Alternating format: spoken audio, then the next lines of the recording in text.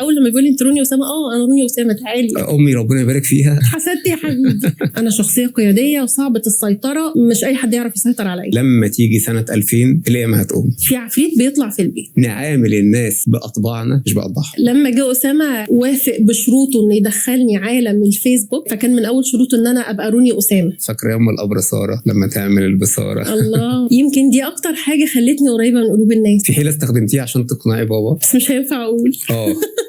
مش مكسر وضامن جنه. كلمه الاب سيف وبدون نقاش. ولما تبقى عايز تتخانق معايا خلي الخناقه بعد ما احكي لك عملت ايه. يا نهار ابيض يا نهار ابيض. كل واحد فينا ليه صوره محتفظ بيها لنفسه، وليه صندوق فيه اسراره مش بالسهل حد يفتحه. احنا النهارده هنحاول نفتح صندوق لشخصيه كتير من حضراتكم يعرفوها، لان ليها تواجد على السوشيال ميديا ولها تأثير اجتماعي. بتقدم فيديوهات وبتعمل إعلانات وبتنظم إيفنت أو بازار من أنجح الإيفنتات التسويقية اللي موجودة في محافظة الشرقية. لكن قليل جدا اللي يعرف إيه اللي جوه الصندوق الخاص بيها. النهاردة هنحاول نفتحه. أستاذة روني أسامة منورانا. ميرسي نوركم. جاهزة نفتح الصندوق؟ جاهزة إن شاء الله. الناس عايزة تعرف مين روني أسامة بعيدا عن السوشيال ميديا وبعيدا عن الشهرة. ما أعتقدش إن أنا عندي صندوق أسود، أو ما أعتقدش إن أنا غامضة بالنسبة للناس، لأن أنا خلاص أنا موجودة أوريدي على السوشيال ميديا بقالي تقريبا 12 سنة. في ناس كتير بقت قريبة مني قوي، في ناس كتير بقت عارفة حاجات كتير عن حياتي. يمكن الجانب اللي لسه ما حدش عارفه كويس هو الجانب ما قبل مجيئي للزقازيق. حلو قوي ده. احنا هنا عشان نعرف ما قبل مجيئك للزقازيق. قولي لي بقى كنت فين بقى وانت لسه في الطفولة وحياتك الدراسية، وازاي جيت لنا هنا في الزقازيق؟ يمكن في ناس كتير تعرف ان انا من محافظة كفر الشيخ. انا اصلا اتولدت وتربيت في مدينة اسمها مطوبس على النيل مباشرة. بعد كده في مرحلة الثانوي كنت في مدينة فوة. هي بالمناسبة مدينة ليها تاريخ عريق في الآثار. ده حقيقي. وبعد كده أنا موجودة هنا في الزقازيق. لا انت خدتي الموضوع ده سريعا. انا عايز ارجع عايشيني في الفترة اللي كنت عايشة فيها في مدينة تاريخية زي فوة. كنت عايشة فيها ازاي؟ هو أنا كنت في فوة في مرحلة الثانوي. كنت بتبسط جدا بقى لما بشوف الأفواج السياحية ماشية في الشارع. كان جنب بيتي في أكتر من أثر تاريخي زي بوابة محمد علي، زي مصنع الطرابيش، التكية الخلوتية. في حاجات كتير جدا عندنا. بلد ما شاء الله مشتهرة بأكتر من 366 مسجد، 90% منهم مساجد أثرية. كفر الشيخ قريبة نسبيا من الزقازيق. حسيت ان انت عشتي في مدينة مختلفة؟ من ناحية ايه؟ من ناحية العادات والتقاليد والأجواء. طبعا الجو انت بتقولي لا هناك. جدا على فكرة. انا فكرت حضرتك تقصد المسافة. أيوة. لكن تقريبا كل محافظات الأقاليم بتربطهم نفس العادات. ده حقيقي. او متقاربة بنسبة 90%. مساحات الخضراء الشاسعة اللي موجودة في كفر الشيخ. الطيبة. الناس اللي بتتقبل الآخر بسهولة. يعني الحمد لله ما حسيتش بفرق كبير في العادات خالص. الأسرة بقى كنتوا حسيت ان في فرق ما بين الأسرة والحياة الأسرية اللي موجودة في كفر الشيخ وهنا في الشرقية؟ في فرق في البداية. أيوة. في البداية حسيت، لأن أنا فضلت تقريبا أول 8 سنين ليا في الزقازيق ما كنتش بعرف حد، وأنا بطبعي طول عمري اجتماعية جدا. فكان ده مأثر عليا بقى فوق ما تتخيل. اللي هو لا أنا ما بحبش أكون لوحدي، ما أحبش أبقى ماشية في الشارع مع كل الناس اللي مقابلهم ما حدش يعرفني وما أعرفش حد. أنا بحب أعرف الناس. كنت اجتماعية بمعنى أن كنت بتتعرفي أكتر على الأسرة بتاعتك الأخوال يعني هقول على حاجة. أنا كنت في مرحلة ثانوي. أنا كنت أمينة اتحاد المدرسة وأمين مساعد المحافظة. تمام. محافظة كفر الشيخ، يعني أمينة إدارة فوة التعليمية وأمينة المدرسة في مدرسة فوة الثانوية للبنات. وبعد كده أمين مساعد المحافظة، لأن قالوا ما ينفعش تبقى الأمينة بنت، لازم تبقى أمين مساعد. فرشحت نفسي برضه. دي عنصرية. دي عنصرية بس عادي بقى. اعتقد الموضوع ده تلاشى دلوقتي. ما عنديش فكرة بصراحة، لأن للأسف ما عنديش حد مهتم بده دلوقتي، يعني أولادي مش مهتمين بده، مش ازاي من بقى؟ اهتماماتهم. دي يعني اتحاد الطلبة هي بوابة العمل المجتمعي والعمل السياسي. مش في اهتماماتهم للأسف، مش طالعين لي. بس طبعا شايفة يعني قلتي أو في تعريفك عن نفسك قلت إن أنا كنت شخصية اجتماعية وفخورة بده. أنا بحب كده. ده عامل كبير جدا للنجاح في الشغل والبيزنس. يمكن دي أكتر حاجة خلتني قريبة من قلوب الناس. اتربيت على ده، فبقى ده بالنسبة لي سهل جدا. يعني سهل جدا ان انا اقعد مع حد بعرفه لاول مره وبنتقابل لاول مره، فتحس ان احنا بينا عشره وصحوبيه جامده جدا. ودلوقتي لما بقابل حد في الشارع، اول لما بيقول لي انت روني اسامه، انا روني اسامه، تعالي، عارف خلاص. صح. بتبسط جدا. كانت مفاجاه ليا بصراحه معلومه ان انت اصلا مش اصولك مش من الشرقيه، لان لا انا كسامح المصري ولا معظم اهل الشرقيه اللي متابعين روني اسامه حسوا بفرق. ان كنا بنشوفك عندك غيره شديده جدا على المشاكل اللي كانت موجوده، مثلا مشاكل المرور كنت تكلمي عن ده طبعا. عندك يعني غيره كبيره جدا على مشاكل النظافه اللي كانت موجوده. اكيد. بتدافعي عن الشرقيه وعن الزقازيق بالتحديد كانك ابا عن جد، كانك مولوده هنا في لا، وهقول الزقازيق. لحضرتك حاجه دلوقتي بقى، لو انا في كفر الشيخ وحد بيقول ده حصل كذا في الزقازيق، لا على فكره ما بيحصلش، فبتلاقيني كده اللي هو لا يا جماعه الكلام ده مش صح. انا دلوقتي بتوه في كفر الشيخ، ما بعرفش امشي في كفر الشيخ، لكن انا هنا في الزقازيق لا، ما بتوهيش بتوه طبعا. فين انا. بتركبي اسانسير كتير؟ ما بحبوش، بس بيصادف مثلا انك غصب عني، احنا هنا طبعا كنا مجبرين ان احنا لازم نطلع في مضطرين. الاسانسير. صحيح. في مرايه موجوده في الاسانسير، بتبص في المرايه، ايه اللي بتشوفيه في المرايه بتحاولي تخبيه عن الناس؟ بص، يمكن انا بني ادم ما بيحبش يصدر طاقه سلبيه للناس. بني ادم كتوم زياده عن اللزوم في المواقف اللي تستدعي ان اللي قدامك يتعاطف معاك. ما بحبش كده. فبتلاقيني مثلا على السوشيال ميديا انا طالعه ظريفه وجميله وبضحك وبهزر ومش عارفه ايه وكده، لكن انا في نفس الوقت في نفس اللحظه ممكن يكون اللي جوايا غير تماما. ممكن وانا جايلك في الطريق انا كنت في مود غير اللي انا بتكلم بيه دلوقتي. انا برج الجوزاء على فكره. الناس مش ذنبهم ان هم يشوفونا على السوشيال ميديا مهمومين، هم عايزين يشوفونا دايما. في ناس بتعمل كده بس انا ما بحبش كده. لو هتقفي قدام مرايه الاسانسير وتكلمي نفسك هتقول لها ايه؟ انا بقول لنفسي، بقول لها انا بحبك، انا فخوره باللي انت وصلتي ليه وكملي، وفخوره بان انت في الوقت الحالي قدام تحديات كبيره جدا ما كنتش اتخيل ان انا ممكن اتحط قدامها في يوم من الايام، لكني لسه قدها. ده هايل جدا. ده ايه بقى اللي حصل في حياتك قبل كده لبسك في الحيط وعلى الرغم من ذلك يعني سعيده جدا بيه لانه كان احد اسباب نجاحك؟ والله بص، خلينا نقول مش لبسني في الحيط ولا حاجه، بس خلينا نقول انه علم فيا وخلاني اتعلم منه. انا للاسف حد زي ما قلت لك، يمكن ده الجانب السلبي لاني انسانه اجتماعيه. انا بحب الناس بسرعه، فبدي ثقه بسرعه جدا، فبرجع اتدلق بقى وبتبقى مصيبه بتحب الناس جدا، معنى كده ان في حياتك حاجات بتعمليها بحب غير مشروط على الرغم انه ممكن يخسرك حاجات. وبرجع اندم. لما تقولي لي بقى وبكرره تاني. زي ايه مثلا؟ يعني بص، مش حابه اقول امثله بعينها يعني، لكن في المطلق او في العام في تجارب بعدي بيها في حياتي بتعلم منها حاجه، او بيحصل فيها دروب يعلمني المفروض اتعلم حاجه انا ما بتعلمهاش للاسف، فبعيد نفس التجربه تاني وبعيد نفس الغلطه تاني، وده عيب خطير فيا.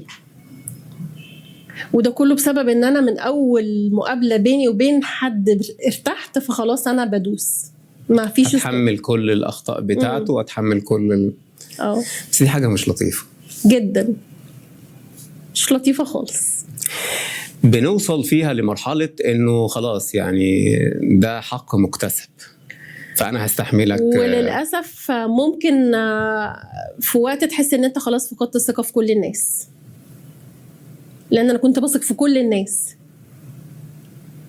فلما يجي بقى حاجات مستمرة من اشخاص انت ما تتوقعش منهم ده، خلاص انت بتفقد الثقة في الكل. هو ربنا خلقنا ان احنا يكون جوانا انسانية ونتعامل مع كل الناس بلين. الرسول صلى الله عليه وسلم صلى عليه افضل الصلاة والسلام، لما جاله قاتل عمه سيدنا حمزة علشان يعلن إسلامه، فالرسول صلى الله عليه وسلم استقبله في المكان بتاعه وقبل منه الإسلام، ولكن رد عليه وقال له إذا أردت أن تبعد عن وجهي فابعد عن وجهي. صحيح. ده الرسول صلى الله عليه وسلم. ليه؟ بسبب حبه الشديد لسيدنا حمزة. فهو مش مستحمل ان هو يشوف الشخص اللي كان قاتل، ولكن على الرغم من ذلك قبل منه. ما قالوش لا، ما قالوش اخرج، ما قالوش مش. فاحنا محتاجين نقتدي بده بالفعل. مهما يحصل فينا نعامل الناس بأطباعنا مش بأطباعهم. هو في قاعدة بتقول افترض دايما ان اللي قدامك سيء الى ان يثبت العكس. بالظبط. انا كنت ماشية بالعكس، بفترض دايما ان اللي قدامي كويس جدا الى ان يثبت العكس. فعلى بقى ما بيثبت العكس بكون انا اتأذيت نفسيا. يعني شايفة نجاحك في الزقازيق بيخليكي دايما متراقبة، بيخليكي دايما بتحسبي الخطوات بتاعتك؟ مش متراقبة لا خالص، بس بحسب الخطوات. لازم احسب الخطوات. ليه؟ لان اكيد في حد شايف رانيا. قلت رانيا؟ قليل جدا اللي يعرف رانيا. في ناس بتفكرني رنا. دايما كل الناس هي عارفه روني أسامة. وأسامة ده بالمناسبة هو زوجي. دايما السيدات العظماء بياخدوا اسم الزوج. يعني لما نتكلم على السيدة جيهان السادات، انتصار السيسي، سوزان مبارك. صحيح. بالظبط كده. فاختيار كان مميز جدا، وده أكيد نابع من قصة كبيرة جدا. هو طبعا مع كامل حبي واعتزازي وفخري ببابا حبيبي الله يرحمه ويسامحه يا رب. أنا اسمي طبعا رانيا محمد رشوان. لما جه أسامة وافق بشروطه إنه يدخلني عالم الفيسبوك، فكان من أول شروطه إن أنا أبقى روني أسامة. هتكتبيها يعني رانيا أو روني بس أسامة. قلت له خلاص أوكي وأنا موافقة. فخلاص بقى ارتبط اسمي عند الناس ان انا روني أسامة. وطبعا ليا الفخر. طبعا باشمهندس شخصيه جميله جدا. دي حقيقه. يعني التقينا اكتر من مره واتكلمنا اكتر من مره. شخصيه عظيمه بصراحه. دي حقيقه والله. ومش بقول كده عشان هو زوجي. ده حقيقي. دي حقيقه. ربنا يبارك فيه. امين يا رب. ويحفظه. امين. ايه الاشاعه اللي طلعت عليكي سواء كان بقى هنا في الزقازيق او في كفر الشيخ ولما سمعتيها ضحكتي؟ الاشاعه اللي طلعت عليا ولما سمعتيها ضحكتي. لا هو انا في كفر الشيخ تقريبا انا ما عنديش ماضي، لان انا خلصت جامعه واتجوزت وجيت. يعني انا تقريبا ممكن تقول حياتي الاجتماعيه كانت منحصره في زمايلي في الجامعه. ربنا بيخلق البني ادم بنبضات قلب معدوده، على حسب بقى ما هنعيش 60 70 سنه، ولكن هي نبضات قلب معدوده. اعتقد انه ودي نعمه كبيره جدا من ربنا، نبض القلب. اعتقد ان مفيش داعي ان احنا نقف ودمنا يتعكر زي ما بيتقال بالعاميه علشان حد قال لينا حاجه حتى لو كان معاه حق فيها. انت من النوعيات اللي ممكن تتعصبي ودمك يتعكر وتقول ليه قالوا عليا كده، ولا بنتجاوز؟ على حسب الموقف. ويمكن هقول لحضرتك حاجه كمان، يمكن بالتعلم. ايوه يعني ممكن في الاول كنت بتضايق جدا، دمي بيتحرق جدا، وممكن ارد ردود ده ارجع بعد كده اقول ليه، يعني انا ما كنتش عايزه ارد اقول كده. لكن اتعلمت اني ممكن امسك نتريث. نفسي شويه، ممكن استنى شويه فيها ايه لو استنيت ورديت تاني يوم، واكون اخدت القرار اذا كنت اصلا هرد ولا مش هرد. وده يعني هيريحنا من حاجات كتيره جدا. طبعا صحيح. عارفين طبعا ان معظم المشاكل او الجلطات اللي بتحصل للقلب او المشاكل اللي بتحصل في القلب بيكون بنسبه كبيره جدا مش اكل ولا لا، بتبقى لا ضغط نفسي ومشاكل. ده حقيقي. التليفون بالنسبه لك بيمثل لك ايه؟ مهم جدا جدا هقولها جدا. كده. تتفق معايا ان لو جينا دورنا على معظم الكوارث اللي حاصله حوالين مننا والمشاكل اللي حاصله حوالين مننا بسبب التليفون، مش بسبب التليفون ده القديم ده، فاكره التليفون القديم ده؟ لا خالص، ده كان جميل، ده حضرتيه صح؟ طبعا. كان بيجي منه اي مشاكل خالص مفيش غير المعاكسات. ايوه المعاكسات المهذبه. الو حضرتك لا يا فندم، ويقفل السكه ويرجع تاني بس كده ده.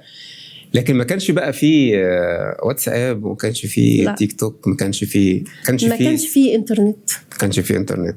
هي المشكله مش في الانترنت، لانه السوشيالي هي موجوده حتى بايد عن الاسلاك. نقدر ان احنا نعمل الحاجات الغلط لو احنا عايزين نعمل الحاجات الغلط اكيد. لكن دوري على كل كارثه، كل مشكله، وكل تعقيد نفسي هتلاقي جاي من التليفون. للاسف دي حقيقه. نكمل روني اسامه ولا نكمل رانيا؟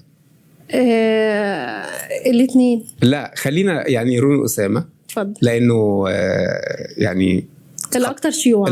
الاكثر شيوعا. في ستات كتير بتؤمن بالسحر. اي حاجه حصلت في حياتها ده سحر، ده فلانه عامله لي سحر، ده حصل مشاكل ما بيني وما بين زوجي لان فلانه عامله لي سحر. وبتؤمني بالسحر؟ بص، هو ما ينفعش ما اؤمنش بالسحر، يعني السحر مذكور في القرآن. بالظبط. تمام. لكن ما يكونش شماعه بقى تبقى شماعه كل ما تقعي في مشكله تقولي انا معمول لي سحر، لان انا شفت شخصيات كده. صح. ودي ما بتعرفش تعيش حياتها. ايوه. واللي كمان بتعلق كل حاجه على الحسد، برضو ما بتعرفش تعيش حياتها. يعني انت ما عندكيش يعني كونسبت بيقولك ان مثلا انت اللي غلطانه في اللي حصل، او انت سبب في اللي حصل. لا، هو السبب السحر، السبب الحسد، العين الزرق. الناس اللي متابعاني. يا جماعه في ايه؟ كنت جايب عربيه جديده لسه بعربيه جديده، وطبيعي لسه مش متعود عليها. وكان في المكان اللي انا بدخلها فيه في البيت كان الباب بتاعه ضيق شويه، يعني اللي هو لو انا حريف في السواقه يا دوبك اخرج منه وادخل منه عربيه بالظبط يعني. فخرجت منها مره واثنين وثلاثه، والمره الرابعه فوانا بخرج استعجلت خلاص بقى، انا قلت ان انا متمكن، فكسرت بسرعه واستعجلت، فخدت خبطه كده من الجنب بتاع بالظبط. انا قلت خلاص دي مشكله، انا عارف اللي حصل جوايا. انا اللي استعجلت ولفيت بسرعه فالعربيه اتخبطت مني. امي ربنا يبارك فيها حسدت يا حبيبي. والله الناس اللي واقفين، الامهات كلها بالظبط، الناس اللي واقفين وبيبصوا علينا والكلام ده. يا امي لا والله انا غلطان، انا عارف ان انا اللي غلطان. لكن ليه بالفعل احنا بنرمي كل حاجه على الحسد وعلى مش عارفه، بس انا يعني انا بحسه ضعف. صح. وعدم ايمان. صح. اصل احنا لو فكرنا في كل حاجه وقلنا ده حسد وقلنا ده سحر، عارفه اللي يضايق بقى ايه؟ طب فين باقي الاسباب؟ بالظبط، اللي يضايق ان احنا نروح نفك السحر ده عند حد جاهل. ما شاء الله. ده اللي يضايق بالفعل. ما رجعش لكتاب الله، وتبقى انسان ذو قيمه وقامه، وانسان طبعا مثقف، وانسان ابن ناس جدا زي ما بنقول، وتروح تقعد لحد جاهل تسمع له بيقول لك ايه هعمل لك ايه، هلغي لك السحر، بالظبط، هفك لك السحر. في رقم مميز بتعتز بيه؟ 6/6. انا بحب يوم 6/6 عموما. كاتب كتابي كان 6/6 كمان، فانا بحب التاريخ ده جدا. وعلى عكس كل الناس انا بحب رقم 13.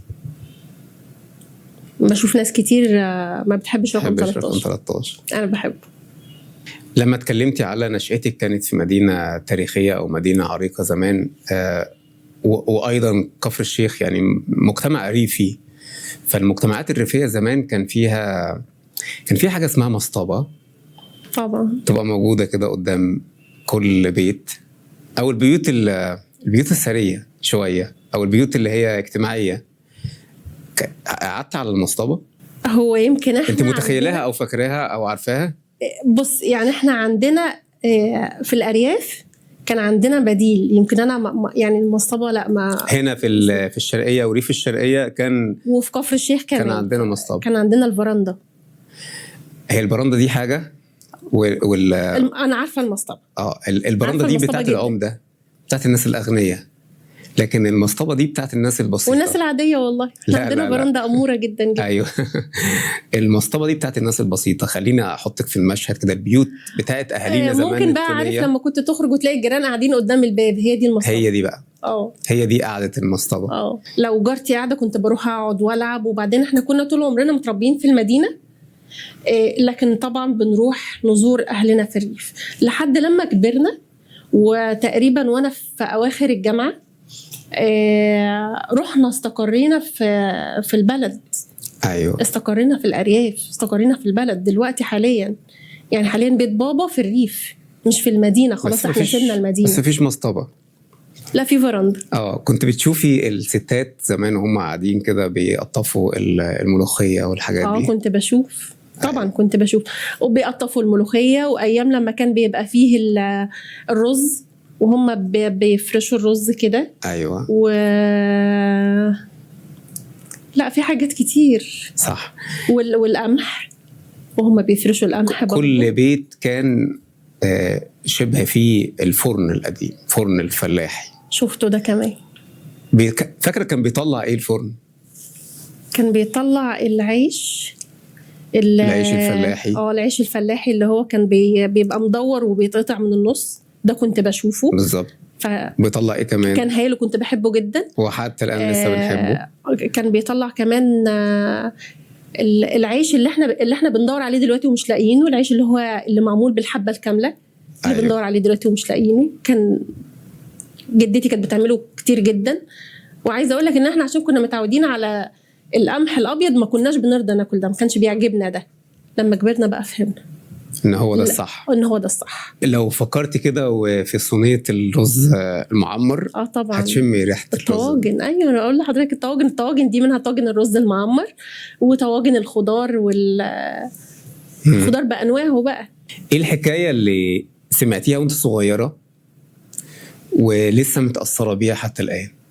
طبعا كان في حكاوي رعب كتير جدا لما كانوا يخوفونا واحنا صغيرين، كانوا بيحكوا لنا حكاوي رعب.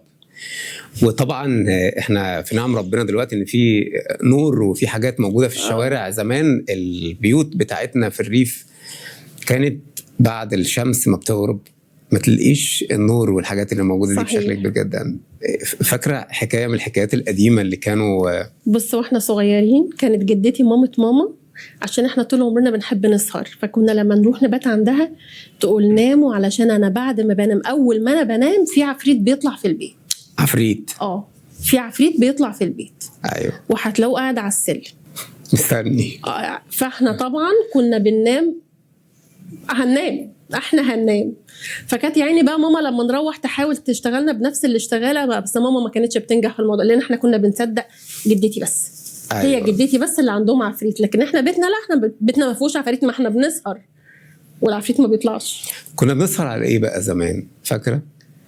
نتكلم ونحكي بس، لان ممنوع ان التلفزيون يفضل. اصلا التلفزيون ما كانش بيفضل شغال. الساعه 10 كان بيوش. فاكر؟ ايوه. فخلاص 3 قنوات موجودين والساعه 10 ما كانش فيه اي حاجه. هتسهر تعمل ايه؟ بنتكلم بس، بنلعب مع بعض وسايلنت عشان بابا ما يحسش ان احنا لسه صاحيين.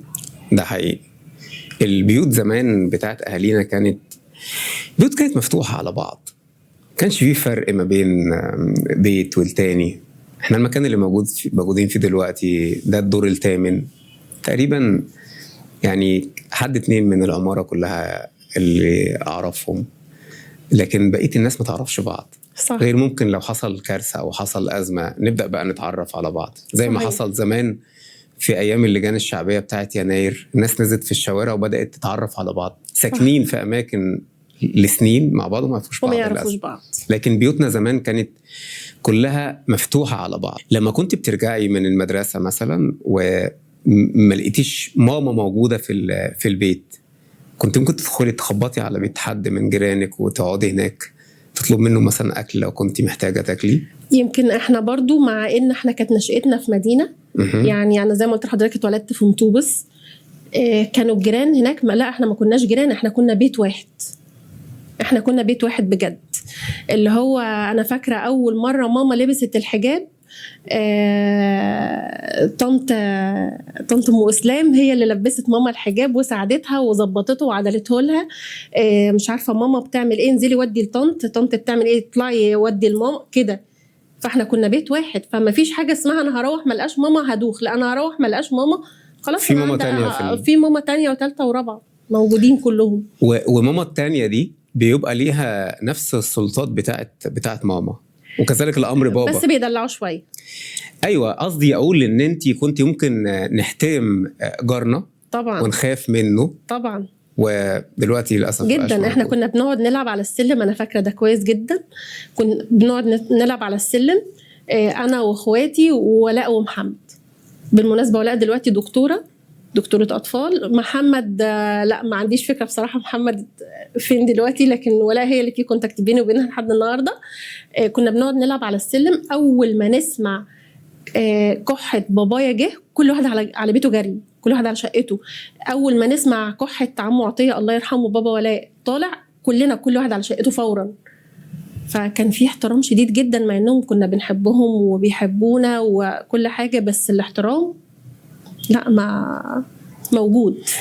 الحياة في الريف او الحياة في مصر زمان كان في صندوق موجود فيه عادات وتقاليد، موجود فيه عيب، موجود فيه حرام، موجود فيه رولز ما ينفعش انك تكسرها. صحيح. ايه القاعدة اللي كانت موجودة او القانون اللي كان موجود مفروض عليكي زمان وكنتي متمردة عليه، ولما كبرتي اكتشفتي انه كان فيه الحكمة؟ لا ده كتير. والنهاردة لما بلاقي ولادي بيتمردوا على حاجة انا بقولها، انا بقعد اقول ما هو انا لازم اعذرهم لان انا كنت كده.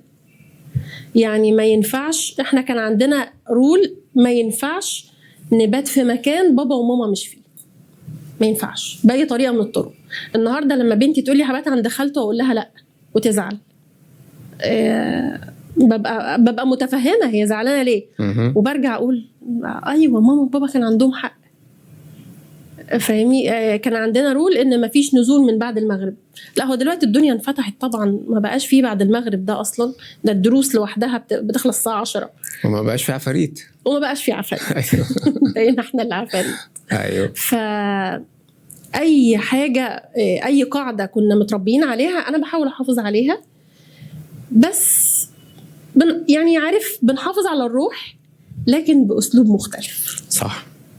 يعني محتاجين نفرق بس بين العادة وبين الأساليب والأدوات اللي هنحافظ بيها عليها.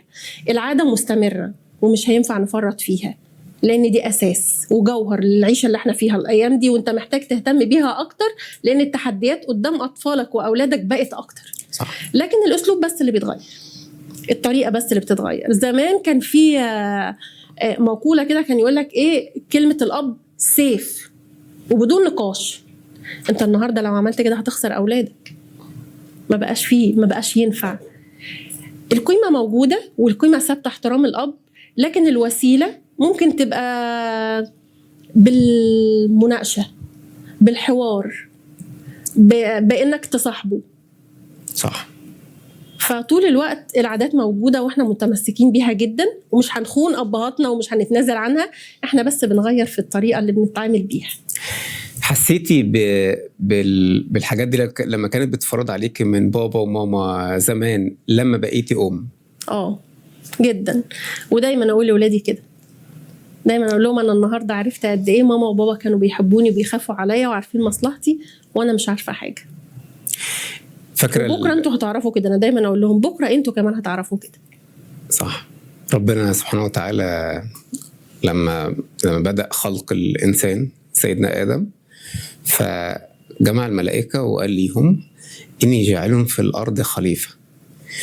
أنا كنت فاكر التفسير البسيط للآية إنه خليفة يعني الإنسان هو خليفة الله سبحانه وتعالى، فما ينفعش إن هو عشان نعمل غلط ما ينفعش يخالف المرور ولا ارمي زبالة في الشارع ولا ازعق ولا اقول لفظ على لساني وحش، لان انا خليفة الله في الارض. وبعد كده لما فهمت التفسير بتاعها فهمت قصد الله سبحانه وتعالى، معنى القرآن سبحانه وتعالى، معنى كلام الله سبحانه وتعالى انه خليفة علشان يخلف ويكمل مسيرة الحياة، مسيرة الحياة بالظبط.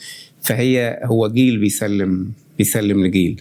احنا عادي جدا وانا صغير ان انا اتعامل بعقلية طفل، ثم بعد كده لما ابقى اب اتعامل بعقلية اب، ثم لما اوصل لمرحلة الشيخوخة بتعامل بعقلية الجد.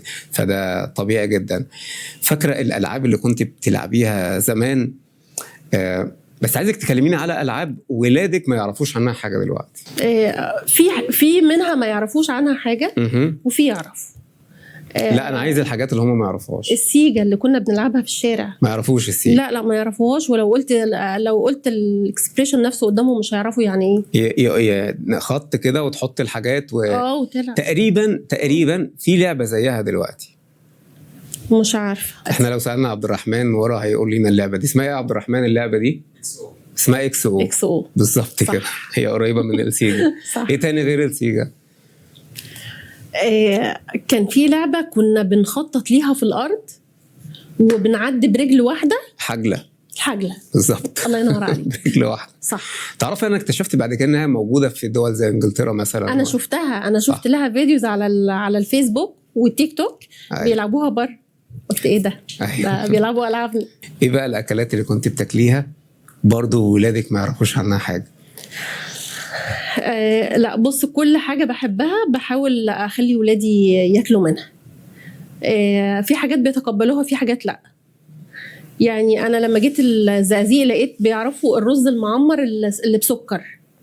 طبعا. ما بيعرفوش الحادق. هو في رز معمر بحادق؟ طبعا. ده الجمال إنه بالسكر. طبعا. إزاي؟ لا رز معمر الحادق. لا إحنا هنا في اللي بيتاكل مع اللحوم أيوة. والطواجن الخضار وكده. كلته لما خرجت من الشرقية، لما رحت مثلا عديت كفر الزيات، بمجرد ما عديت كفر الزيات كفر الزيات اللي قريبين مننا في كل حاجة بالظبط، حتى في الأكل بالظبط.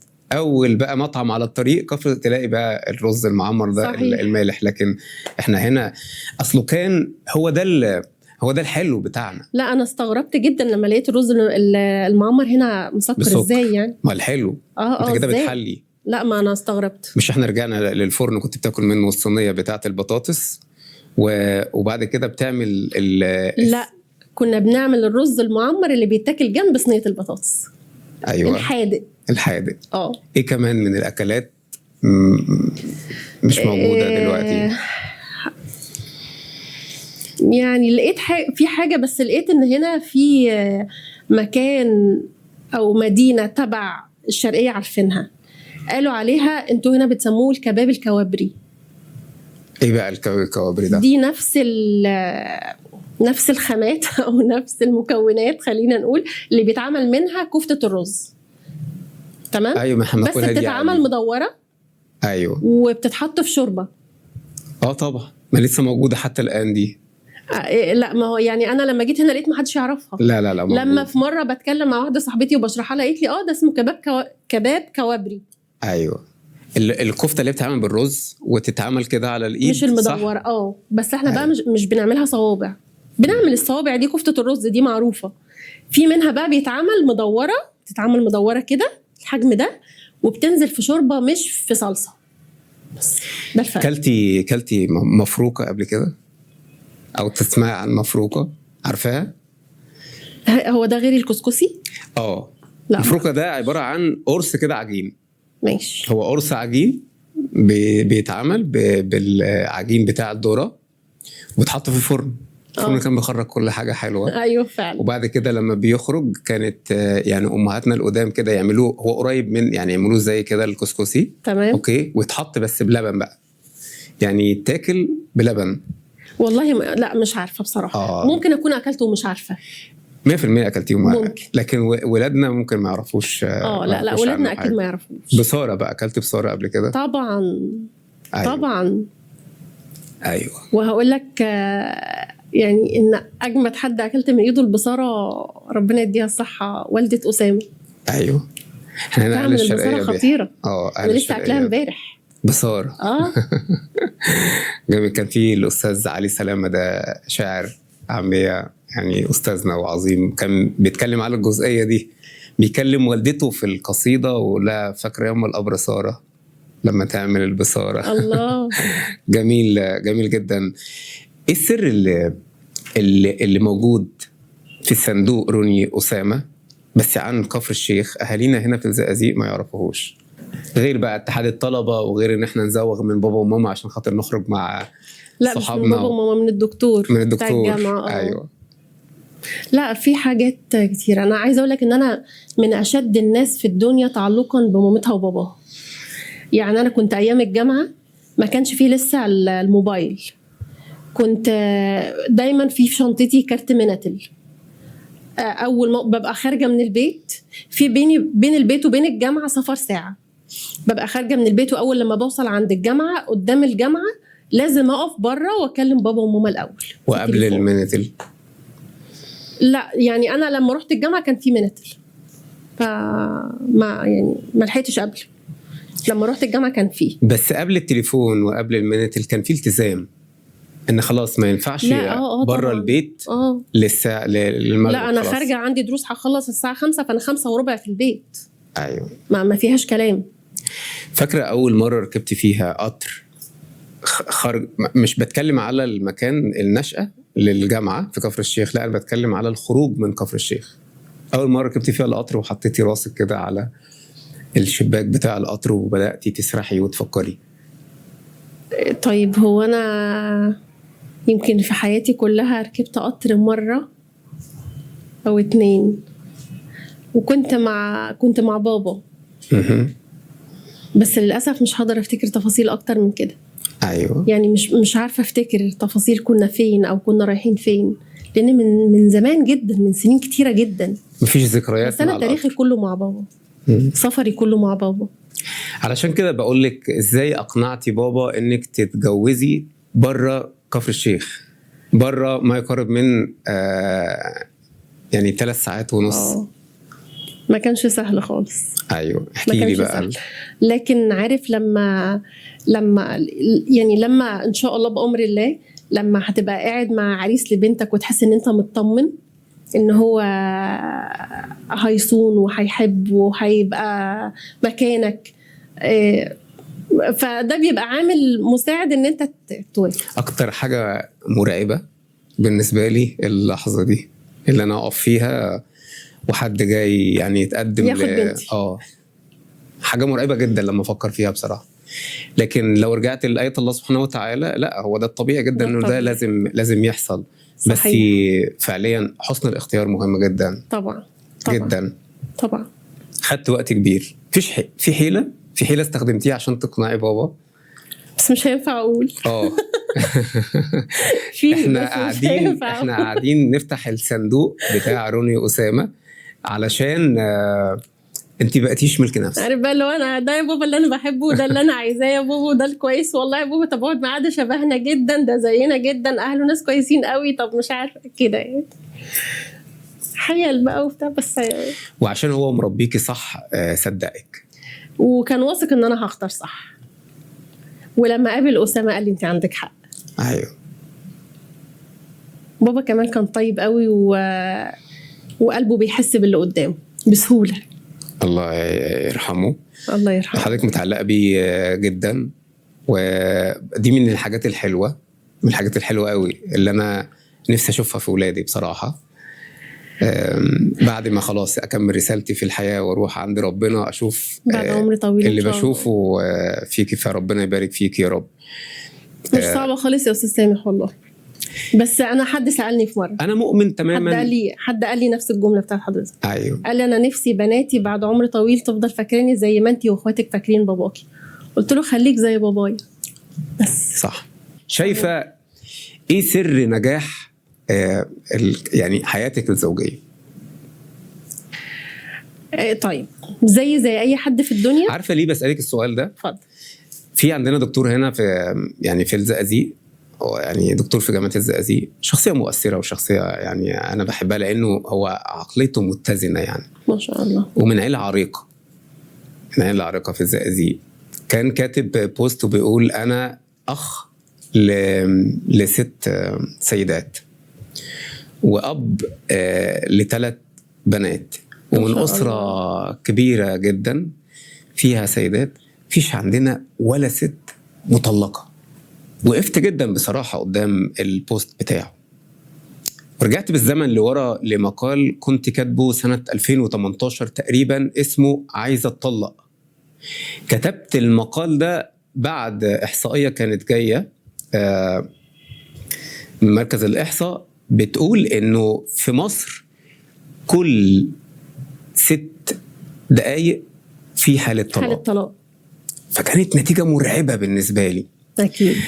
فان يكون قدام مني يعني سيده فاضله وصلت ان هي يعني اولادها دلوقتي ما شاء الله الكبيره ثانويه عامه ربنا يبارك فيها، فده نجاح بفضل الله.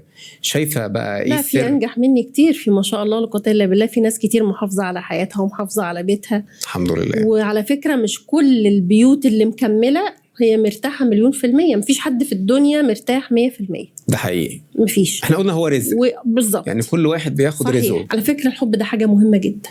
ده حقيقي جدا. يعني اللي بيقولك الحب بيجي بعد الجواز وارد يجي، بس وارد ما يجيش. صح. لكن وجوده من الاول مهم، لان وجوده بيخليك تعمل سكيب لحاجات كتير جدا كنت يعني ما كنتش تتوقع ان انت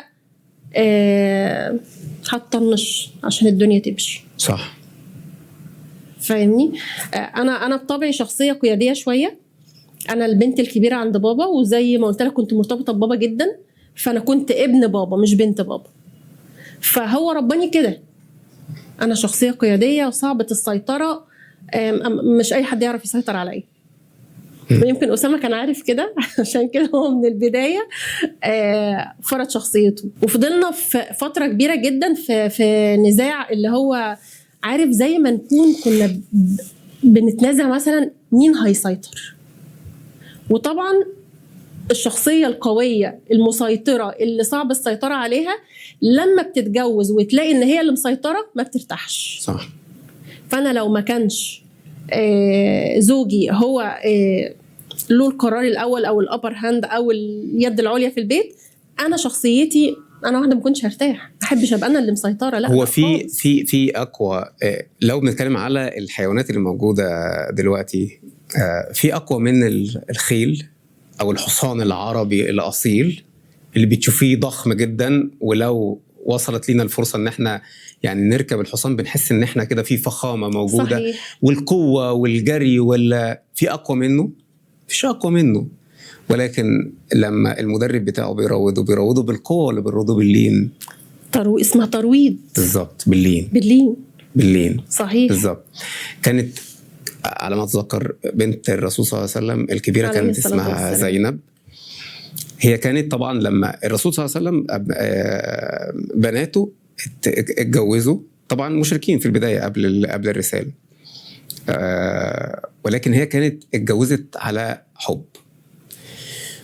ولما نزلت الرساله على الرسول صلى الله عليه وسلم والرسول هاجر وحصل الحروب الاولى، الغزوات الاولى، حصل صدام ما بين زوجها مع الرسول صلى الله عليه وسلم.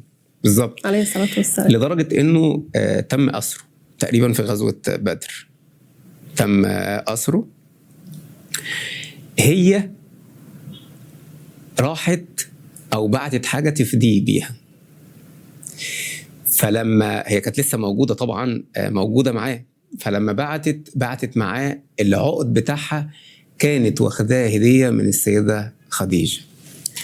فالرسول صلى الله عليه وسلم لما شاف الشخص اللي جاي علشان خاطر يطلع الفد، فشاف العقد فعرف ده عقد مين؟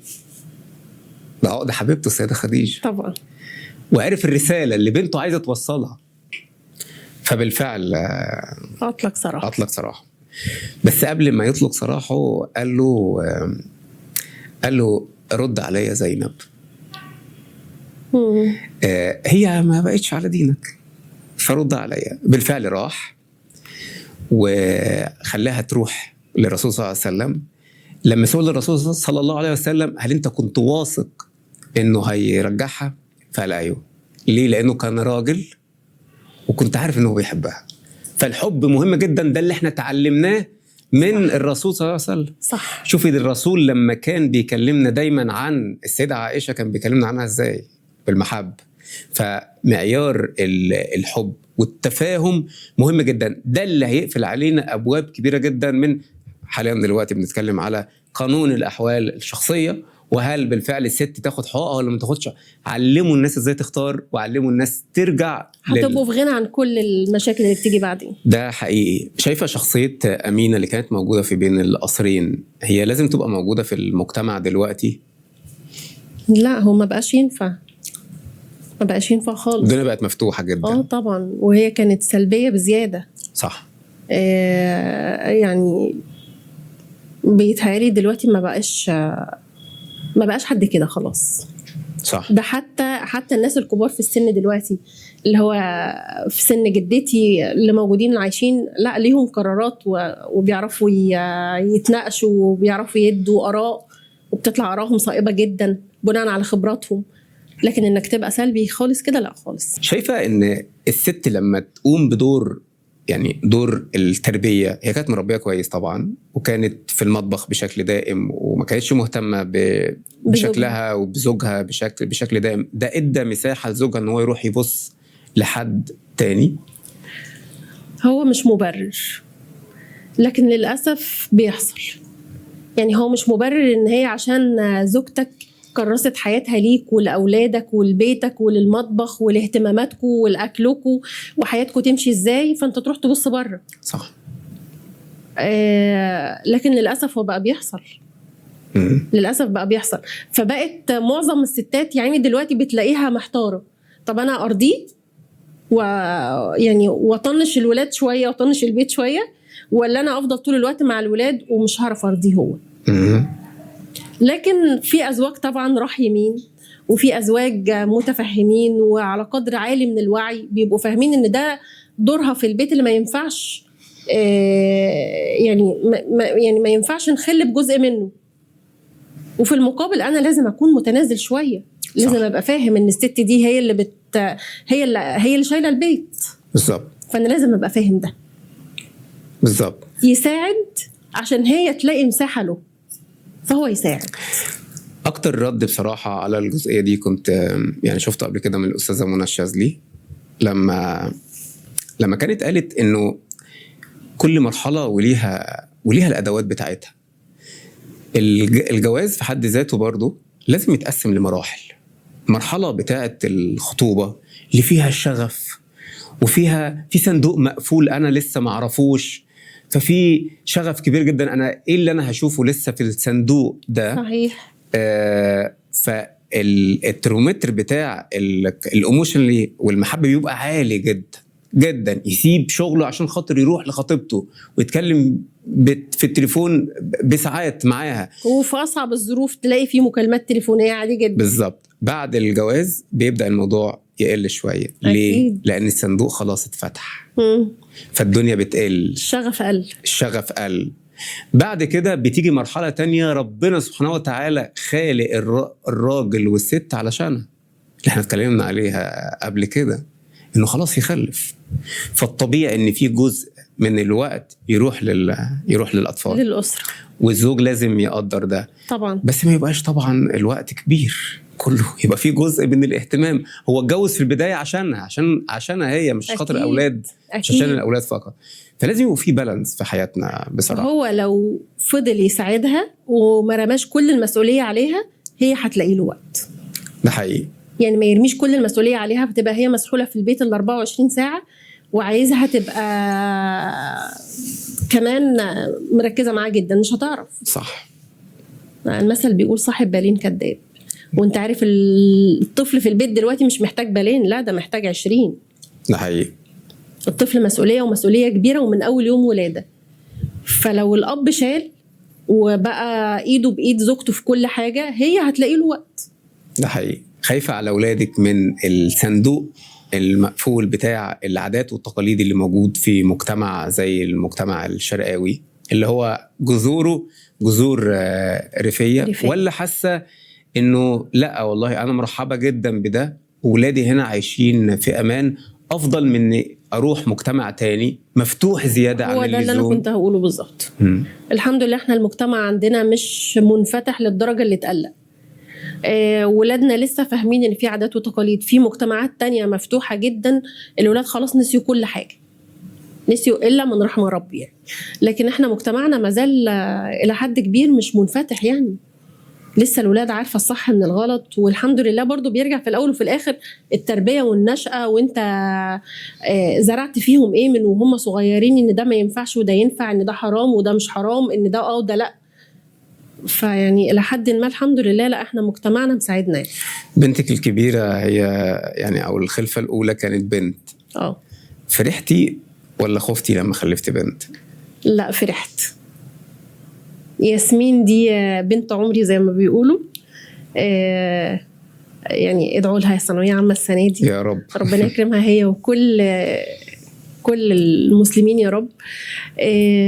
ياسمين صاحبتي واختي وحبيبتي، وكنت فرحانه جدا ان انا عندي بنت، على الرغم من ان يوم ما الدكتور قال لي ان الحمل ده بنت، باباها زعل.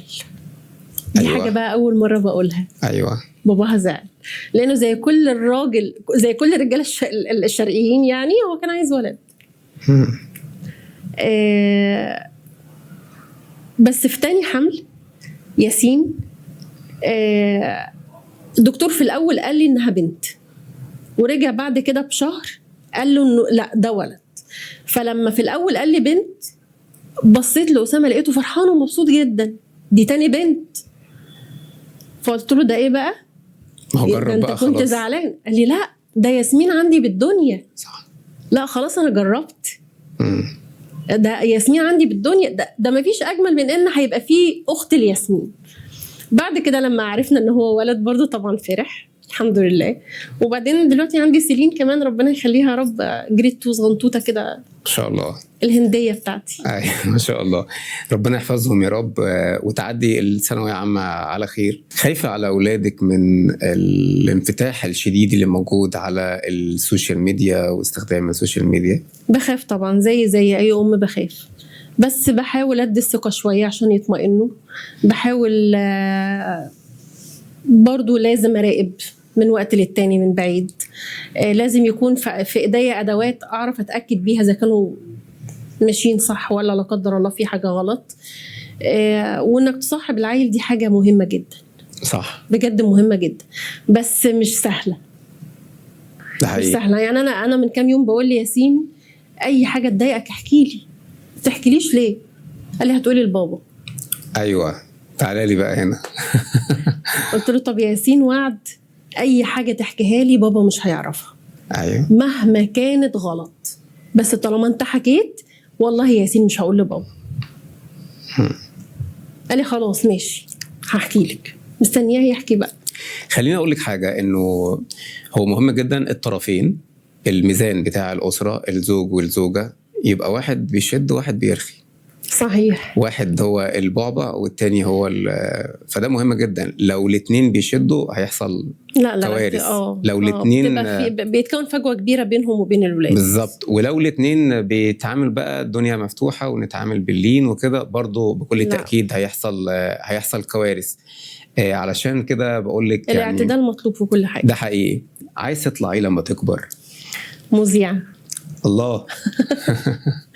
ده كان حلم حياتي اصلا يعني من وانا صغير انا كنت مقرر بالفعل ان انا ابقى في الاعلام وابقى مذيع. دي حقيقة، دي حقيقة. ويمكن هو نصيب في الاول وفي الاخر. بس انا لما اتشغلت باتحاد الطلبة في ثانوية عامة اخرك شويه عن الاعلام. اخرني شويه عن اعلام كانت واخده 90% تقريبا، وانا كنت جايبه 88.6%. كنت ادبي. في عجاله كده محتاجه اعرف ازاي جات لك فكره البازار. هقول لحضرتك حاجه. فكره البازار يمكن اول حد طرحها عليا كانت صديقه ملهاش علاقه بالسوشيال ميديا خالص خالص. يعني مش هقول الفول نيم، بس هقول هي اسمها لميس. تمام. هي اللي طرحتها عليا وقالت لي ايه رايك نعمل كذا وكذا وكذا. قلت لها يلا جدا. دي من هنا من الشرقيه؟ من هنا من الزقازيق. قلت لها يلا جدا. قالت لي نعمل بازار كبير زي بازارات القاهره ومش عارفه ايه. قلت لها خلاص اوكي يلا. وبالفعل بدانا نشوف مكان، وبدانا نسال السيت اب هيبقى ازاي، وبدانا نكلم الناس اللي احنا نعرفهم من القاهره يساعدونا هنجيب ايه منين وهنعمل ايه فجت هي حبيبتي ربنا يبارك في عمرها ويخليها لاولادها يا رب. مرت بوعكه صحيه صعبه شويه فده عطلنا. تمام. لحد ما جت في يوم من الايام اقترحت عليا زميله من هنا برضو من الزقازيق، اقترحت عليا الكلام ده. قلت لها بصي انا كنت بفكر فيه، والمفروض ان احنا كنا خلاص في حيز التنفيذ، لكن حصل ان احنا ما نفذناش لاسباب متعلقه بالطرف الثاني، شريكتي اللي كانت هتبقى معايا. فنتقابل يلا نقعد يلا برين ستورم، احنا الاثنين بنتكلم كل واحده فينا بتقول في دماغها ايه، هوب عملناه. على ارض الواقع البازار بقالنا كام سنه دلوقتي؟ بقالنا دلوقتي 3 سنين، ويعني اكتر من 3 سنين. الشاهد انه في نجاح. اول وثاني بازار كانت معايا الشريكه اللي قلت لحضرتك عنها. بعد كده احنا انفصلنا، والبازارات الاخيره كلها بتاعتنا. الشاهد انه بفضل الله في نجاح موجود على ارض الواقع. هل بقى النجاح ده كان بالسهوله ان احنا نوصل له؟ مستحيل. مفيش نجاح سهل، ده وقت وتعب ومجهود وكل حاجه تتخيلها. الناس بتبقى شايفه. عايزه اقول لحضرتك حاجه، واكيد حضرتك ادرى الناس بده. الريل اللي بيطلع على الشاشه في دقيقه ودقيقه ونص بيتصور في 4 و5 ساعات. صح. لما ببقى بصور مع حد او كده او في مكان عند حد وبقول له بيشوف بيقول ايه ده، احنا ما كناش متخيلين الدنيا كده. ده حقيقي. ما كناش متخيلين انتوا بتتعبوا كده، بتعيدوا كده، الدنيا بتطلع. لا، ما فيش نجاح سهل، وكل ده وقت وتعب وصحة ومجهود انت مقتطعه من حياتك. صح.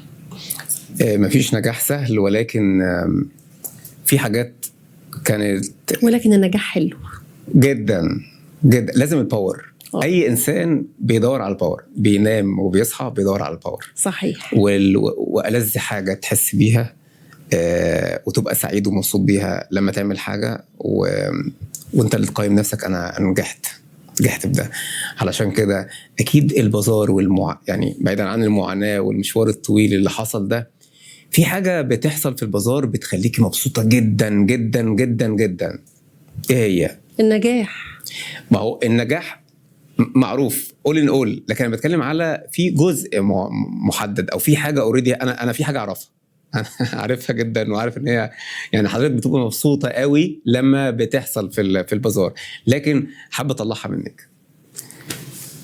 بص، ما هو اصلا بالنسبة لي اللي هيسعدني ويبسطني بعد البازار ان الاقي الناس كلها مبسوطه، الناس كلها اتراضت، الناس كلها اشتغلت كويس، الموضوع عامل لهم صدى حتى بعد البازار. دي حاجه بتسعدني جدا جدا لما بقى بعد البازار والناس تدخل تسالني رانيا التنت اللي كانت مش عارفه تالت تنت على اليمين اللي كانت بتبيع كذا اللي اسمهم كذا، ممكن تبعتي لينك البيج. ممكن النهارده لسه حاصل النهارده الكلام ده النهارده وانا قاعده مع حضرتك، انا بعت لينك بتاع حد من الناس السيلرز اللي كانوا معايا في البازار الاخير لبنوته سيلر كانت معايا في البازار برضه، بس هم عشان بيبقوا مشغولين ما بيقدروش يتابعوا بعض. اغششك، ايه اكتر حاجه بتساعدك في البازار؟ لحظه الاعلان عن الفائز في العمره. شفتي بقى؟ هي يمكن لان يعني ما بتبقاش كل مره العمره موجوده، بس في المرات اللي بتبقى موجوده فيها انا عايزه اقول لك ان دي من اكتر اللحظات اللي بتاثر فيا. من اكتر اللحظات اللي بتاثر فيا بجد. انا المره دي السيده المحترمه اللي كسبت العمره كانت ظروفها كمان طبعا ما عرفناش ده غير ابنها اللي كان موجود، وهو اللي حاطط الكوبون باسمه، وقال العمره انا ههديها لوالدتي. فكلمناها في التليفون فنتفاجئ ان هي والدها متوفي من اسبوع وبتعيط في التليفون. فطبعا عايزه اقول لك بكتنا كلنا بلا استثناء، كلنا، انا واللي على الستيج والحضور اللي في الارض والتنظيم اللي واقف معايا في البازار، كل الناس كانت واقفه بتبكي، لكن هي تستحقها. كان في تجربه موجوده للحلم بتاع الصغر انه اقدم برنامج وعي، كان برنامج سياسي، ولكن بكل تاكيد ده حط حضرتك على الطريق اللي كنت بتحلمي بيه من زمان. هل هنشوف يعني سيزون تاني لوعي، ولا هنشوف برنامج في المستقبل، برنامج اجتماعي مثلا؟ يمكن اسم وعي اسم شامل وعام، وتقدر تطلقه على أكتر من مجال. يعني تقدر تسمي البرنامج وعي لما يكون البرنامج سياسي، صح. وتقدر تسميه وعي لما يكون اجتماعي، وتقدر تسميه وعي لما يكون حتى فني، لأن الوعي احنا محتاجينه في كل مجالات حياتنا. صح. فالاسم الحمد لله مسهلها عليا زي ما بيقولوا. أكيد في سيزون تاني من وعي. امتى بقى؟ ياسمين بس تخلص ثانويه عامه وهنشتغل على طول زي ما اجلنا البازار عشان ياسمين، فاحنا مأجلين وعي وهنشتغل على طول. اكيد ان شاء الله. ان شاء الله، وتشوفوا نسخه افضل بامر الله باذن الله. انا اعمل ده وفول سبورت جدا. شكراً. جدا جدا كالعاده، باذن الله. طيب بما اننا جوه الصندوق، فاحنا معانا هنا صندوق فيه اسئله. طبعا لحضرتك الحريه في اختيار السؤال اللي تجاوبي عليه. انا امل طبعا انك تجاوبي على كل الاسئله اللي موجوده، لكن لو في سؤال مش حابه تجاوبي عليه حضرتك حره في ده. فهطلعي السؤال تمام وتقولي السؤال ونجاوب عليه. تمام. بسم الله.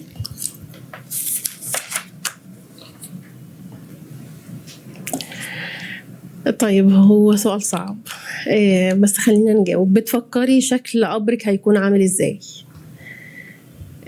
ما عنديش اي توقع ولا اي تخيل، لكن عندي عشم في وجه الله انه يكون روضة من رياض الجنة ان شاء الله، وبسعى جاهدة ان انا اعمل ده ومش هبطل سعي يعني، ويا رب كلنا امل في وجه الله. تعرفي انه هو سؤال مهم جدا، هو صعب طبعا بس سؤال مهم جدا. لانه يمكن في الحقيقة اللي احنا ساعات بننساها. هو يمكن انا مش بنساها والله. مش الموت والآخرة مش بنساها، وبالذات كمان من ساعة وفاة بابا الله يرحمه، فبقيت عارفة ان الموت حقيقة قريبة جدا جدا. ده حقيقي. فعندي عشم في ربنا ان شاء الله، وعندنا وقت حتى لو كنا بس ان شاء الله يكون عندنا وقت. حتى لو كنا مقصرين لكن عندنا وقت ان شاء الله يكون روضة من رياض الجنة. اللهم امين يا رب. لو لبستي طاقية الإخفاء لمدة يوم هتعملي إيه؟ واو، ده سؤال ممتاز جدا. عايزين الجانب الطيب ولا الجانب الشرير؟ خلينا أقول هو يعني شوفي، هي فرصة طبعا ولمدة يوم، فهي لمدة يوم، فلمدة يوم أنا هعمل فيها إيه؟ في حاجة ما ينفعش أقولها، أو يعني عارف، في ناس معينة هخفيها من الوجود. الله أكبر. ده حاجة شريرة خالص دي. لا، لو تعرفوا الناس مين مش هتعرفوا انها مش حاجة شريرة خالص. مين بقى؟ يعني في ناس كلنا نتمنى انها تختفي من الوجود. اقول خايفة الفيديو يتحذر. اولاد العم. اولاد العم ومؤيدينهم. ده حقيقي. فأتمنى أخفيهم خالص من الوجود، يختفوا. سبب كل شيء وحش عانينا منه الفترة اللي فاتت وجودهم. بالظبط. أكيد سؤال سهل. السؤال سهل بس هو ما عنديش له إجابة، لأن الحمد لله ما حصلش. هو السؤال بيقول لو هتبعتي رسالة لشخص قفل السكة في وشك زمان وقال لك إنك هتفشلي هتكتبي إيه؟ اللهم لك الحمد والشكر يا رب، عمر ما حد قال لي كده. ده انت كده محظوظه جدا. اللهم لك الحمد والشكر يا رب. فضل ونعمه من ربنا، عمر ما حد قال لي كده.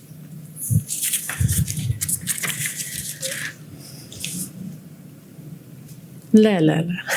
قولي لي بقى، هل ممكن تنزلي تتمشي في المقابر لوحدك بالنهار؟ بالليل مستحيل. تخافي؟ جدا، بخاف جدا. وعايزه اقول لحضرتك حاجه، انا كنت بخاف من المقابر لحد ما بابا توفى. فبقى بالنسبه لي زياره البلد هي اولا زياره بابا، فما بقتش بخاف من المقابر. اللي بعده. اتفضل. لكن السؤال حلو ويخوف. هو طبعا طبعا طبعا.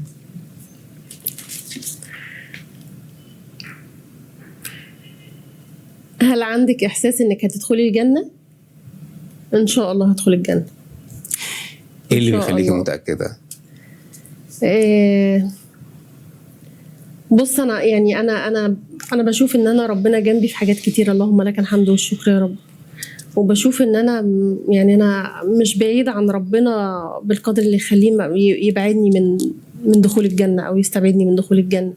بعيد، كلنا مقصرين، بس مش بالقدر اللي يخليني اقول انا مش داخله الجنه. وبعدين في الاول وفي الاخر دايما اتعودت، كان بابا الله يرحمه ويسامحه كان بيقول قولي اللهم عاملني برحمتك.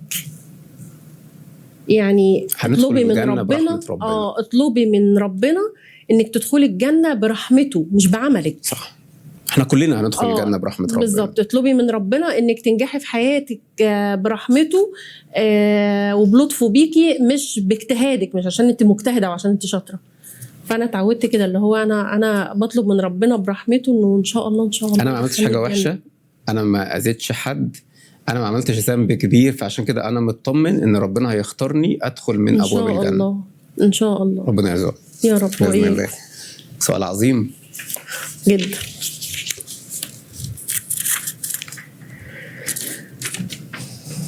هل ستر ربنا خرجك من ازمات ومواقف صعبه؟ طبعا، طول الوقت طبعا. اللهم لك الحمد والشكر يا رب. ستر ربنا وفضله وكرمه علينا وان ربنا يسبب ناس في طريقنا تذلل لنا عقباتنا، دي نعمه كبيره من ربنا. وانك تلاقي حد جنبك في موقف صعب يطبطب عليك ويقف جنبك، ده انك دلوقتي تلاقي حد يقول كلمه الحق، دي حاجه نادره. صح. فان تلاقي في طريقك حد ربنا وعدك بيه واقف جنبك وبيقول لا انت معاك حق، فده ستر كبير من ربنا. لكن مؤمنه انه في رصيد من الستر طبعا، والرصيد ده ممكن للاسف يعني ينفذ. والعياذ بالله، والعياذ بالله. ربنا يعافينا يا رب. اللهم استرنا تحت الارض وفوق الارض. اصعب حاجه ممكن انا بصراحه لما اجي افكر فيها ان اصعب حاجه ممكن امر بيها ان لو وصلت لمرحله انه رصيد الستر بتاع ربنا يعني يعافينا، ربنا يعافينا بالظبط، ربنا يعافينا.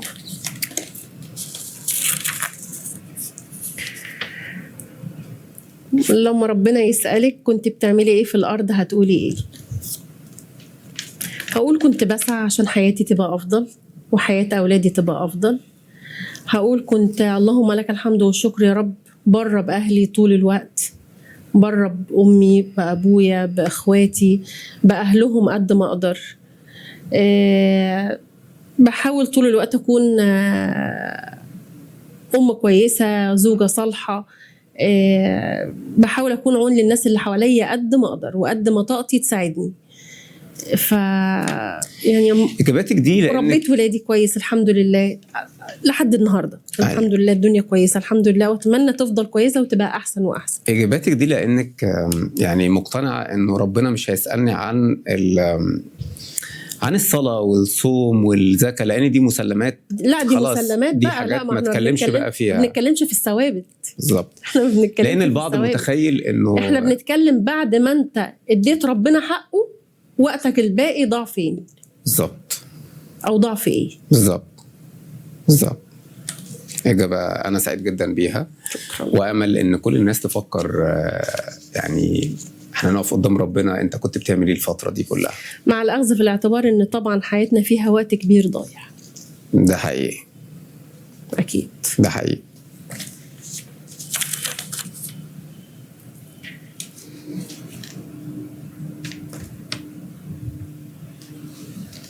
لا صعب قوي ده. هو ايه بقى؟ يا نهار ابيض، يا نهار ابيض. ايوه. لو صحيتي لقيتي نفسك رئيس جمهورية مصر العربية، ده ايه سؤال محترم القانون جدا. اللي هتعمليه يخلي حياة الناس اسهل؟ يا نهار ابيض، تتكلموا في ايه؟ هو قانون واحد بس.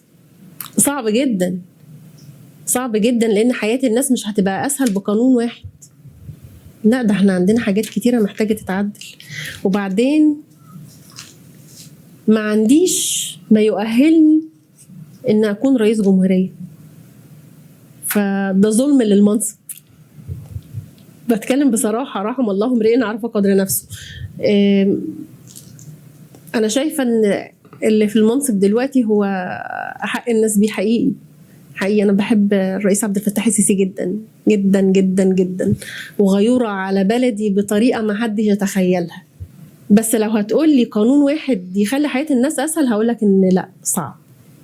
في حاجات كتيرة محتاجين نعملها عشان تبقى حياة الناس اسهل. اللي بعده ايه بقى؟ هل استخدمتي الواسطة؟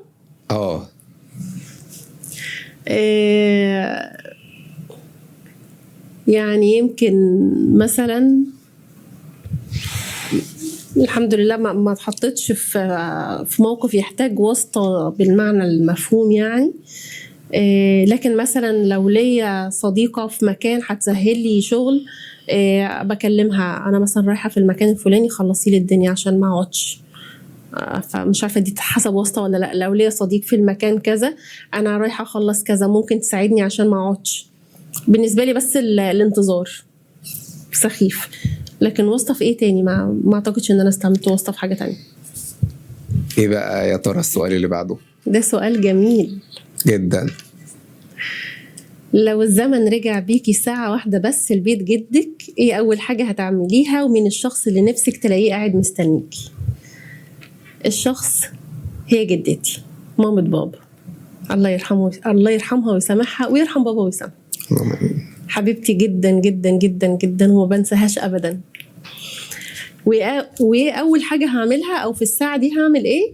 هعمل لها كبده اسكندراني من ايدي، زي ما كانت طول الوقت اول لما بابا يجيب لها الكبده تقول له ابعت لي رانيا تعملها. كانت بتحب الكبده. كانت بتحبها من ايدي. ايوه، كانت بتحب رانيا اللي تعملها. الله يرحمها. الله يرحمها. السؤال اللي بعده،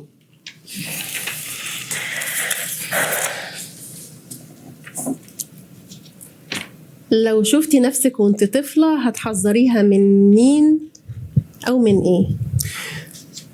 هو اعتقد لو انت يعني لو الزمن رجع بيك لورا وانت في الوضع الحالي حاليا دلوقتي، وشفتي نفسك وانت طفلة لسه، انا لو مش محتاجة ارجع طفلة، انا لو رجع بيا الزمن بس يعني 5-6 سنين، كنت هحذر. التحذير ما كانش هيبقى ليا، التحذير كان هيبقى لبابا. كنت هحذر بابا من ناس كانت في حياته وما كانتش تستحق ان هي تكون في حياته. بس مش عايزة اقول تفاصيل اكتر من كده. شكرا. شكرا. ده اخر سؤال. ايوه، الصندوق كان مليان وطلعنا منه بحاجات كتير، وبشكرك. وكلها اسئله جميله على فكره جدا. بشكرك انك جاوبت عليها. هل بتكلمي ربنا وانت لوحدك؟ كتير كتير جدا، طول الوقت، طول الوقت، في كل حاجه، في كل حاجه بكلم ربنا. لما بشتاق لبابا زياده وببقى مش قادره وخلاص حاسه ان الدنيا بتسود في وشي، بقى بكلم ربنا. لما بحس ان انا في حاجه نفسي اعملها لاولادي ونفسي يقتنعوا بيها ومش قادره عليهم، بقى بكلم ربنا وبقول له يعني ربيهم انت يا ربنا، انا مش عارفه. لما في اي ازمه وفي اي حاجه حلوه كمان، يعني شكرا يا رب. يعني انا بحاول دايما اقول لنفسي يعني إياكي وائتلاف النعمة. يعني دايما أفكر أنا والله بحاول بس طبعا في حاجات كتير برضو بتفوتني، في حاجات كتير أنا متأكدة إنها بتفوتني، بس أنا بحاول اللي أنا عايز أعرفه إنه هل بقى بتختاري جمل وبتختاري كلمات يعني تدعي بيها ربنا وتكلمي بيها ربنا، ولا بتتكلمي عادي كده بالعامية؟ لا خالص، مش محتاجة أختار كلام. أختار كلام مع مين؟ صح. هو أعلم وأدرى بيا من غير ما أتكلم، فأنا مش محتاجة أختار كلام، اللي في قلبي بيطلع على لساني. صح. وكنت زمان بقعد واحط ايدي على قلبي كده واقول يا رب وما اتكلمش، بس ممكن ابكي. فسمعت بعد كده من شيوخنا الافاضل ان لا، ربنا بيحبك تبقى لحوح وتطلب وتقول. صح. كنت دايما اقول ايه، ما هو ربنا عارف، ربنا مش محتاج يسمع من لساني، ما هو ربنا عارف انا لما حطيت ايدي على قلبي وقلت يا رب انا عايزه ايه. فلما عرفت ان ربنا بيحب يسمع، لا انا بقيت اقول. وربنا خلق البشر عشان يدعوه. صحيح. هو يستجيب ليه. صحيح. بس انا كان عندي زي ما بقول لحضرتك اقتناع ان انا هو ربنا عارف انا قلبي فيه ايه، وعارف انا بقول يا رب ليه، واللي في قلبي كتير جدا وانا حاسه ان انا مش هعرف اقوله زي ما ربنا هيشوف. صح. ربنا يشوفه اسهل. انا كنت بفكر كده، بس لا خلاص انا فهمت ان لازم اقول. شكرا على الأسئلة، على الأجوبة اللي في الأسئلة. احنا الصندوق ده فضيناه من الأسئلة، ولكن يعني حضرتك هتمسكي النوت ده بص، النوت قديم من سنة كام؟ حلو جدا. تمام. من 2004. نوت قديم جدا. هتكتبي رسالة لأسرة حضرتك، أولادك وزوجك، وهتتحط في الصندوق. مش هنفتحها غير بعد 20 سنة. يا ربي. يلا بينا. كنت بتحبي تكتبي اختار اي صفحة؟ اي صفحة عادي. كنت بتحبي تكتبي جوابات زمان؟ عشتي المرحلة بتاعة الجوابات؟ طبعا، ما كانش فيه وسيلة غيرها. صح. يعني حتى انا فاكره واحنا صغيرين كان عندي ابن عمي كان مسافر بره، كنت لما الاقي بابا بيكتب له جواب اقول له بابا انا عايز اكتب جواب انا كمان احطه معاك في الظرف عشان تبعته، بس يبقى جواب لوحدي باسمي. بعمل كده عادي كده. احنا الجواب ده هنحتفظ بيه. الصغيره اسمها ايه؟ سيلين. سيلين ان شاء الله هي تبقى تفتحه ان شاء الله.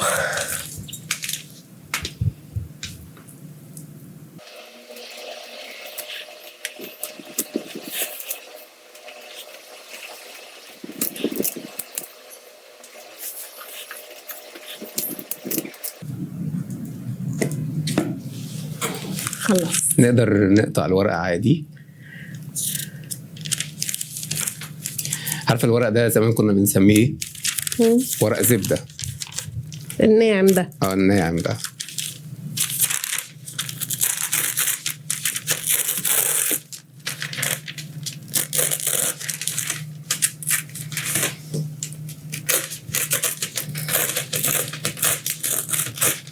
شكرا. عفوا.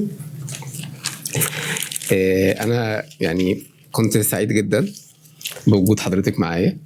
أنا كنت أسعد بجد. قبل ما نقفل حابب أخد يعني رأي حضرتك في اللوكيشن بتاع المكان. جميل وهادي، ويمكن عشان حضرتك برضو من الأصدقاء العزيزين بالنسبة لي، فهو شكرك. أعرف شوية عن شخصيتك، فهو شبهك، هو بسيط وهادي وواضح.